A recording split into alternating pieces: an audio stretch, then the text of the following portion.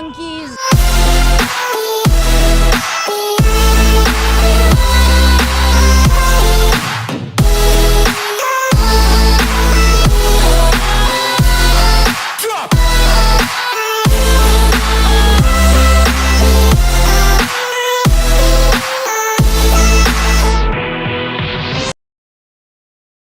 Yo, what is good, everybody?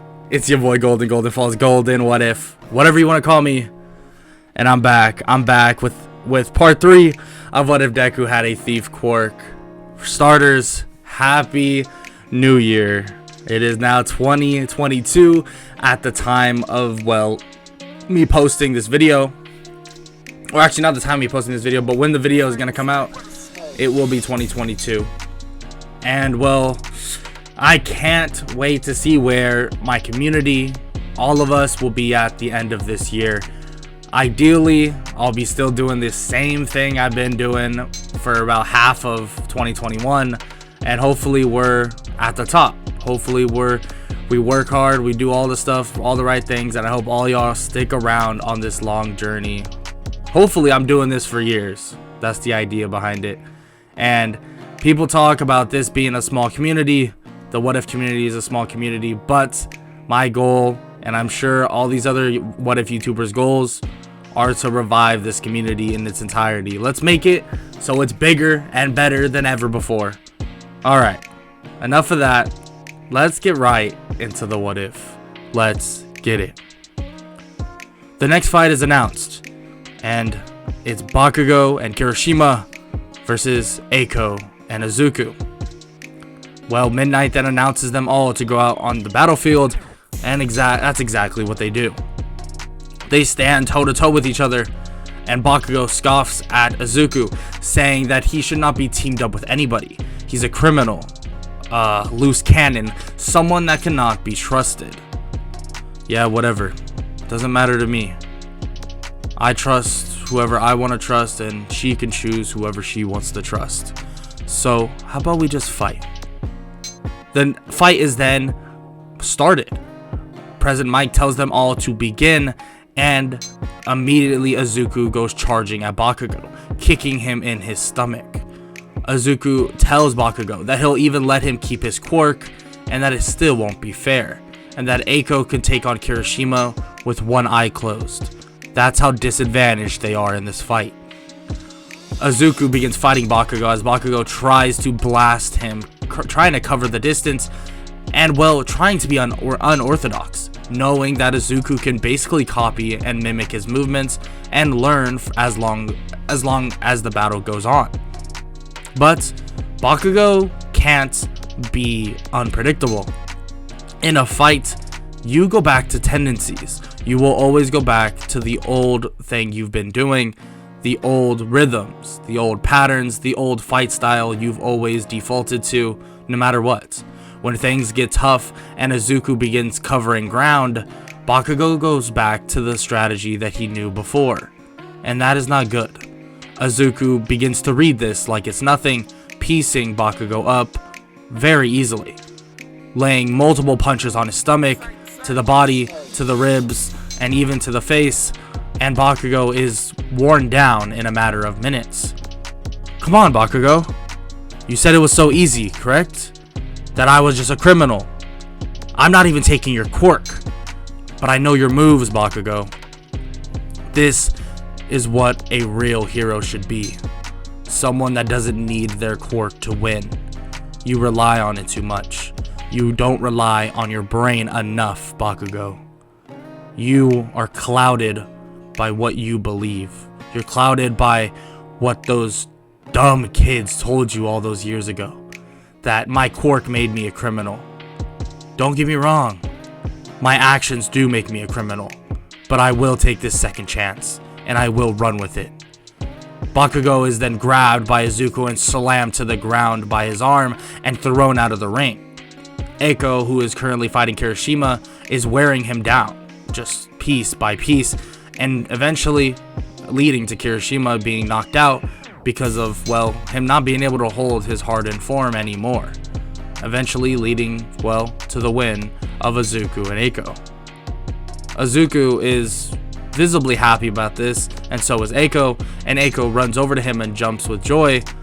But as this happens, well, the crowd begins to boo.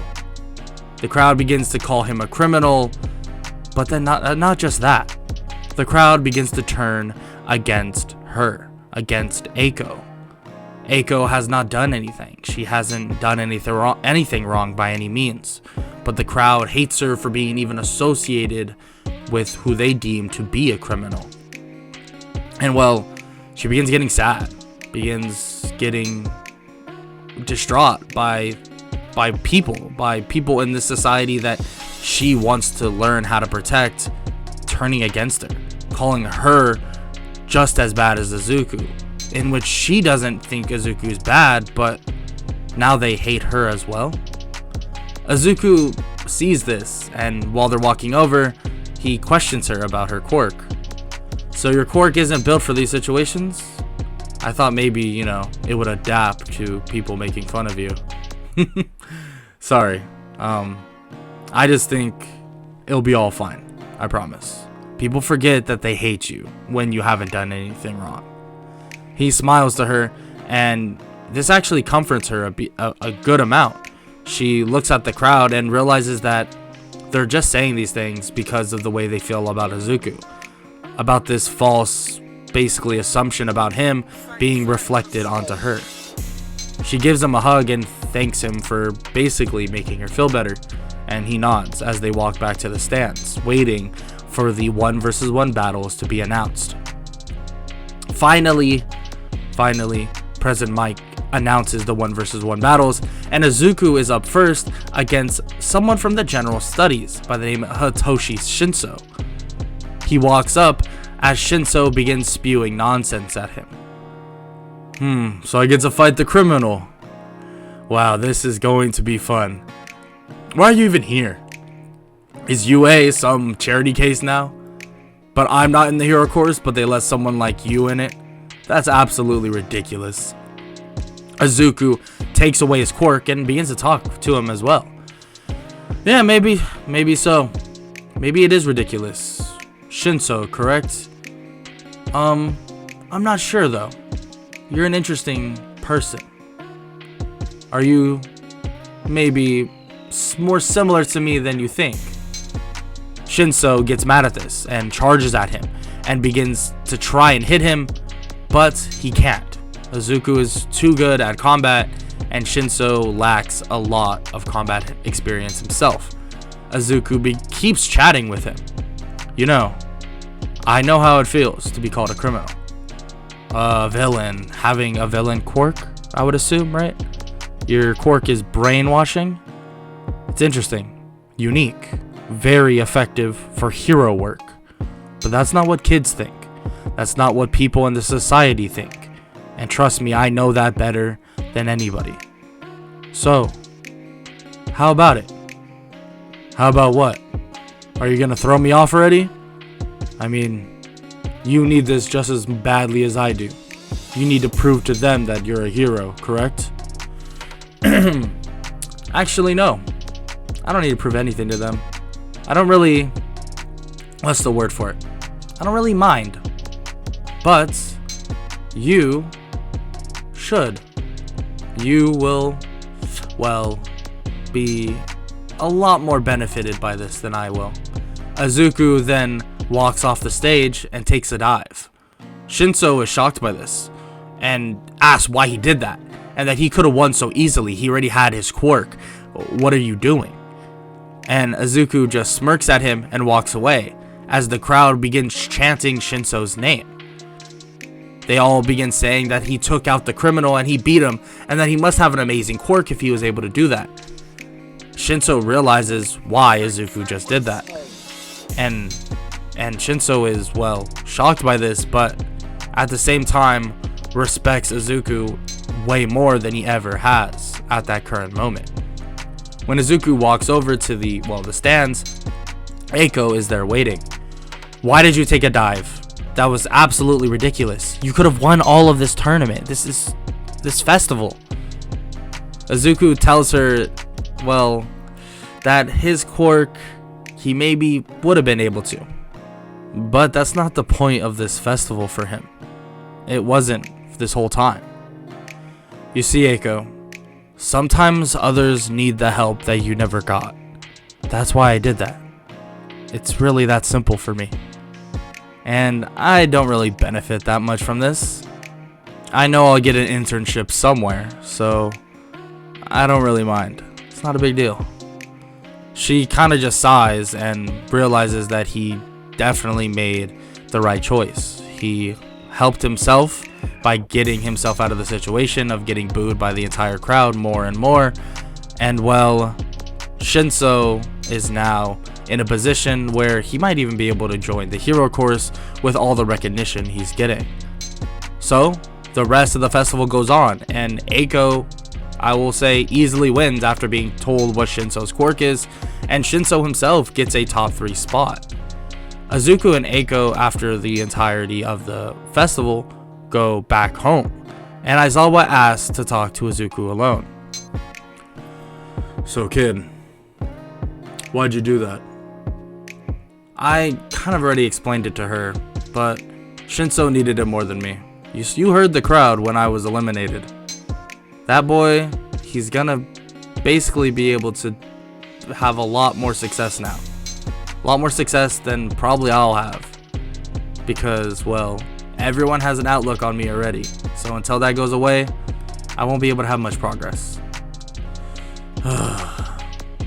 You're so stubborn.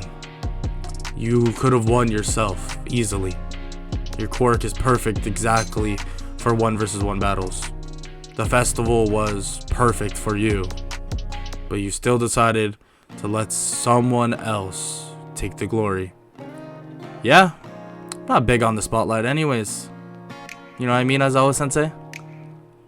Aizawa just slaps his head and realizes what he's talking about. Yes, I know. Underground hero, I know that's what I am, Eraserhead. But you could have been better. You could be better. You are better, frankly, kid. You're more effective than me in battle, and I feel like you made that pretty obvious, and you're still really young. Okay, I have an idea if you don't get offers, but let's hope you do. A phone begins to ring like crazy, and Miss Joke runs in saying that someone's on the phone to talk to Aizawa. Aizawa puts it up to his ear, and all Izuku can hear is loud screaming. The loud voice tells Aizawa that she wants to have both of them in her internship, and Aizawa just listens as this hulking voice keeps screaming into the phone. Okay, I get it. I'll tell them, okay? Just stop screaming. The voice then screams one more time and hangs up. Oh, this is why I have migraines. Who was that, Aizawa-sensei? I'll tell you when we go back to class, kid. Don't worry about it right now. Just go rest, do whatever, celebrate. You did well. Aizawa then heads into the kitchen to get an Advil. After a couple days, they basically are all allowed to go back to school because they're given a small break because of the festival. And, well, when they arrive back, Aizawa begins explaining what they will be doing for, well, internships. Listen, class, all of you will have, well, internship offers, most likely at least. If you didn't, then we'll figure it out. I should have some internship heroes that would love to invite you to their, well, agency. But I will be handing out papers for you all to choose by the end of the day where you want to go. Aizawa basically just hands out all the papers, and well, Izuku looks at his paper to see that there is only one name. He asks Eiko how many she has since she won, and Eiko says that there's only one on hers as well. Yeah, about you two having internships. Izuku, you had about like 2,000. Eiko had about 4,000, but I don't think any of those are proper for either of you. So you erase them and put one. Did you even look at which one it was? No, I didn't. Mirko? Like the rabbit hero. Is that who was yelling at you? Yes, and it's not pure pressure. Maybe. She's scary sometimes. Don't put it against me. Izuku and Eiko begin laughing, but say that it's a good choice. That Mirko is one heck of a hero, and well, it should help with their combat prowess a lot. So obviously they choose Mirko, being that there's only one option. And the next day, a car picks them both up. They drive over to Mirko's agency, and when they arrive, Mirko herself greets them. She tells them both that they have a long week ahead of them, that they will be training their hands, their feet, their entire bodies to the very limit. And after that, she'll teach them how to, well, go on patrols like a real hero, and maybe do some villain hunting on the side as well. They both nod in excitement, and she tells them both that they will be training against each other and against her throughout the next 3 days or so until they go on a patrol. So that's exactly what they do. This was a perfect time for Izuku to learn new combat techniques. Izuku doesn't necessarily have a reason to steal her quirk.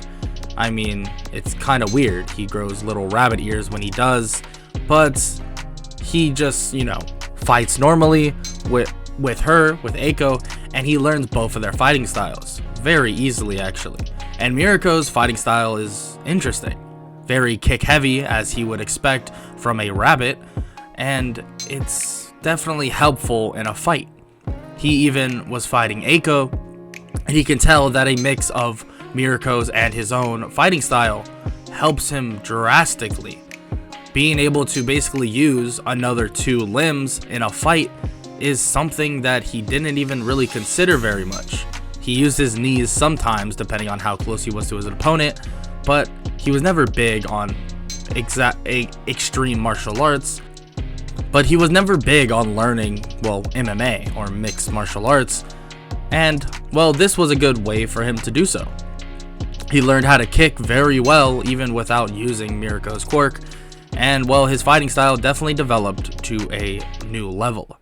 After about 3 days of this training, Eiko got a lot stronger as well, taking hits from Mirko and basically adjusting her body to that helped her get extremely strong. On top of that, her punches even are twice as strong, at least, because of the training. So, after the 3rd day, Mirko takes them both to Hosu City in basically a way to go on a patrol. So that's exactly what they do. That night, they begin patrolling around the area until a large fire erupts from the distance. Everybody begins screaming, and it seems that people are attacking Hosu City as they speak. Mirko tells them both to stay safe and stay close, that they cannot fight, only support everybody else to get away. So that's exactly what they do. Mirko basically orders them to help civilians as she fights off these creatures that Izuku knows way too much about, knowing that these creatures are really strong. But actually, these are weaker than the one he fought before at the USJ. But that wasn't really something for him to think about too much. So he helps every civilian get out as quick as possible, in which none of them actually recognized him until they got to a safe place. They begin cowering backwards, saying that he's a criminal and that they've seen him on the UA Sports Festival. But Eiko cuts them off. Eiko tells them that he just helped save them, get them out of harm's way. How could they call him a criminal or anything like that if he's doing such heroic things? The people there begin to think about what she just said as they both leave to meet up with Mirko once again. When they get back, they see Mirko slamming her legs into a bunch of Nomus, basically defeating them relatively easily. She laughs, saying that these Nomus are weak and that she thought they were going to be stronger than what they were, until they hear a voice coming from the alleyway. a voice about to strike down someone. Quickly, Mirako dives in, kicking the person away. They realize that this person is the hero killer, Stain. Stain begins laughing, saying that he recognizes the boy with them, that he was once a former criminal. Isn't that right? Izuku tells him that he is no longer a criminal, and he did what he had to survive, and that he's nothing like Stain. You're right, kid. You're nothing like me. But for all the wrong reasons. Stain charges at them, and Mirako is able to fend him off, but she gets cut. Stain is about to lick her, but Izuku quickly takes his quirk away. So she lands a right uppercut on him, slamming him into the wall, and the fight continues. Stain realizes that he doesn't have his quirk, and that Izuku needs to be the main target. Stain goes to reach for a smaller throwing knife, but as he does, he feels that the knives are no longer there. Izuku is standing in front of him with the knives in his hands as he backs away. Hey, I am a criminal, right? Did you forget that I was a master thief? Or are you getting lazy, Stain? Mirako takes the chance to kick him in the head once again, and this time it puts Stain out cold. She quickly cuffs him and tells them both that they did a good job. Eiko kind of sighs and says that she did nothing, and well, Mirako says that she wasn't supposed to anyways, and that Izuku did really well, especially not actually conflicting in a fight with him. Just using his quirk to take away and disarm him was a perfect way to help Mirako in the fight. She cuffs him obviously and takes him away as she sees someone in the corner hiding. It's actually Tenya Ida, who just had the effects of Stain's quirk wear off when Izuku took the quirk away from him, but he decided to step away out of the battle so that Mirako can fight at full capacity. She grabs him as well and asks what he's doing and why would he try and hunt down the hero killer. She throws him to Izuku as Izuku carries him away because, well, Ida is extremely hurt. He brings him to a hospital and they bring him into a room for basically some stitches and stuff like that. Izuku sits down with him and asks, "Why were you after the hero killer?" "I don't want to talk about it. Doesn't matter anymore. You guys got him. You were out for revenge. I could see it in your eyes. Trust me, I've known the feeling before, but why were you out for revenge?" Ida explains to Izuku everything, that he basically crippled his brother, and that he'll never be able to be a hero again. But Izuku tells Tenya that that is not his place to go after someone. Seeking revenge is not being a hero, and that trust him, that he knows what not being a hero is like. He stole for years to survive. That there's a difference between stealing and seeking revenge to end someone else's life. That he needs to be careful what he wishes for, and that if they weren't there, he might have died that day. Ida nods and thanks him, Eiko, and Mirako, and Izuku says that it's fine, that he'll tell them of his thanks, and well, to not do anything so rash again. So after the incident, the internships are basically cancelled a little bit early, and everyone heads back to UA, with Aizawa waiting for them, and Aizawa begins explaining that since the incident happened so soon, they will have some extra time to prepare for their final exams, in which everyone kind of sighs and is sad that a final exam is about to occur. They're given about 3 days to basically study, in which they do and take the test. Aizawa then tells them after the written test that if they fail either of the tests, including the written or the practical, they will not go to the forest training camp for the break. All the students begin asking why he didn't say that sooner, and he kind of laughs, saying that do they already think they failed the written exam? And all of them say that they don't think they did, but it's still something they would have known in the first place. Aizawa rolls his eyes and tells them all to get ready, get on their hero outfits, and head out to the gym. So that's exactly what they do. They all head out, and eventually, when they arrive, pro heroes are waiting for them. Izuku looks at them and begins realizing what this practical actually means. There is no robots, there is no dummies. These are going to be the teachers. Izuku waits for them to explain, and Aizawa does just so. Okay, listen up. You all will be facing the teachers for this final practical. But everybody will be going, well, 2 versus 1 against a teacher. Momo raises her hand and asks, but there's not enough people for that. Does that mean one of the teachers will be 3 versus 1? And, well, Aizawa says no. And that's one of the people will be going one-on-one versus a teacher. Yeah, I might as well announce that now. Our brand new student, the one that hasn't been here very long, Izuku Midoriya, will be going one-on-one with me. Everyone is shocked by this, but Izuku smiles widely. Perfect. Sounds like fun. Don't take me lightly, kid. I'm not gonna go easy on you.